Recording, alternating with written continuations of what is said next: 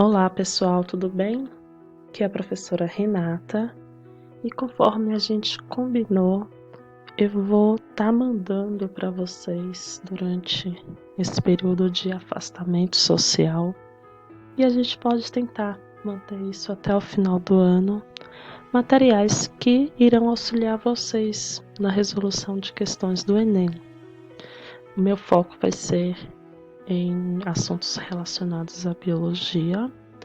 Lembrando que biologia agora no Enem e também durante o ensino médio, ele não vai ser mais um assunto, um tema isolado. Vai estar dentro da grande área das ciências da natureza e suas tecnologias, que engloba matemática, biologia, física e química. Então, uma coisa que a gente vai ver de forma muito corriqueira é que uma questão ela pode abordar várias áreas. Então, uma questão ela pode estar falando de biologia e química, de biologia e física, de biologia e matemática, muito proporção, regra de 3.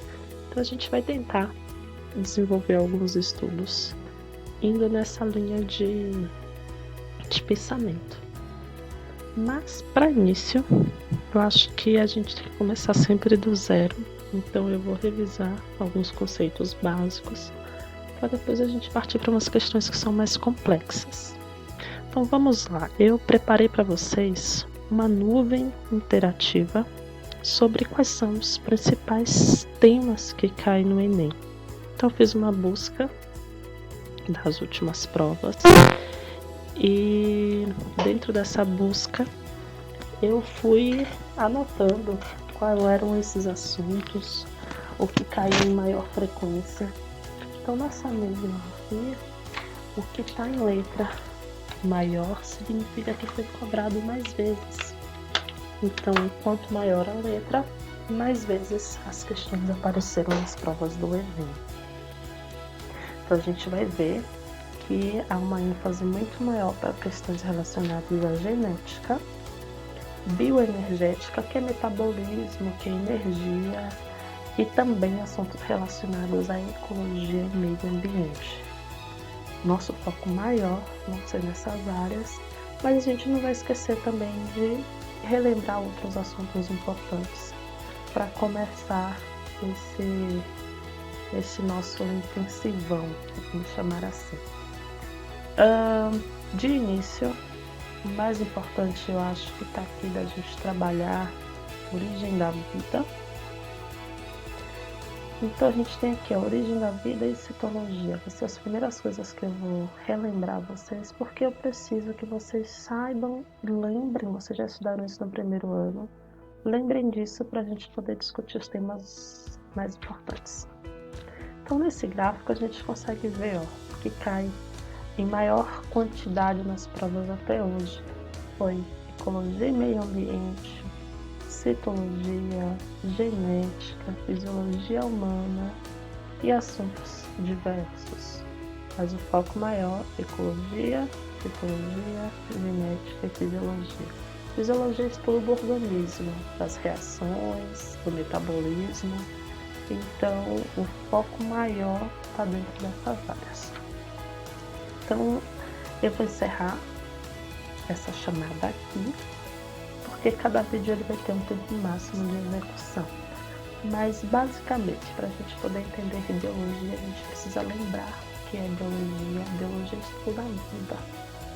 Toda vez que eu falo de vida, eu preciso saber o que significa estar vivo.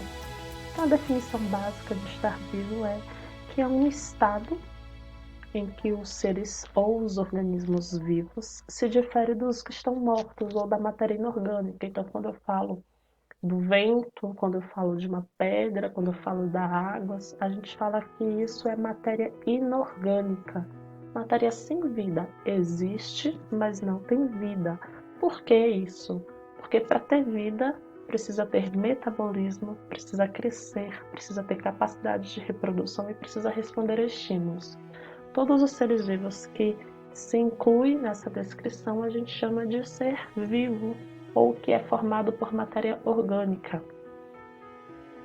Existe uma outra discussão dentro da biologia quando eu falo de metabolismo, crescimento, reprodução e resposta a estímulos, tudo isso é desempenhado por células. Então, uma célula é que se reproduz. O espermatozoide, quando fecunda o óvulo, é que vai gerar um novo indivíduo.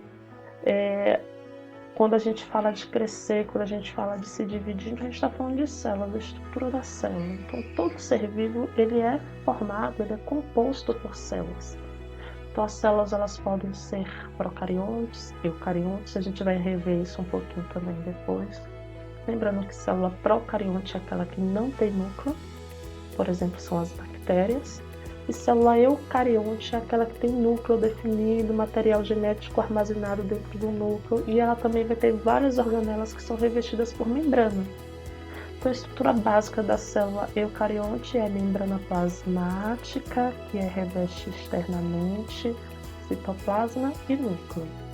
A célula procarionte, ela tem material genético, mas fica todo soltinho, disperso na célula, ela não tem núcleo.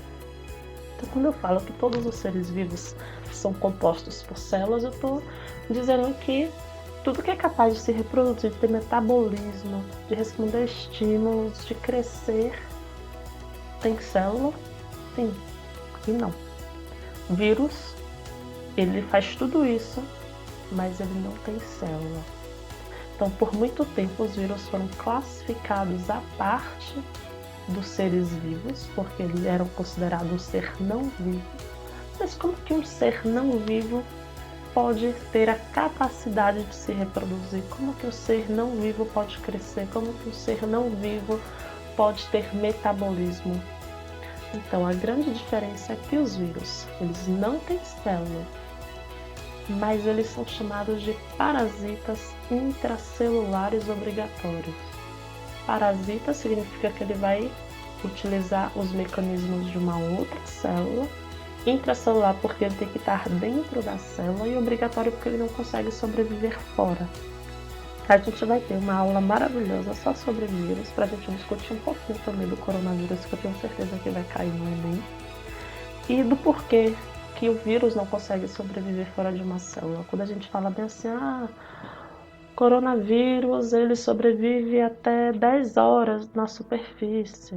Por que ele não sobrevive 20 horas, 30 horas, uma semana? Porque somente um tempo limitado. Somente por isso, por ele não ter metabolismo próprio, ele precisa estar dentro, ele precisa infectar uma célula para poder sobreviver. Então, o vírus ele só vai conseguir se reproduzir se ele estiver dentro de um organismo vivo. Por isso que é um parasita intracelular obrigatório. Ok?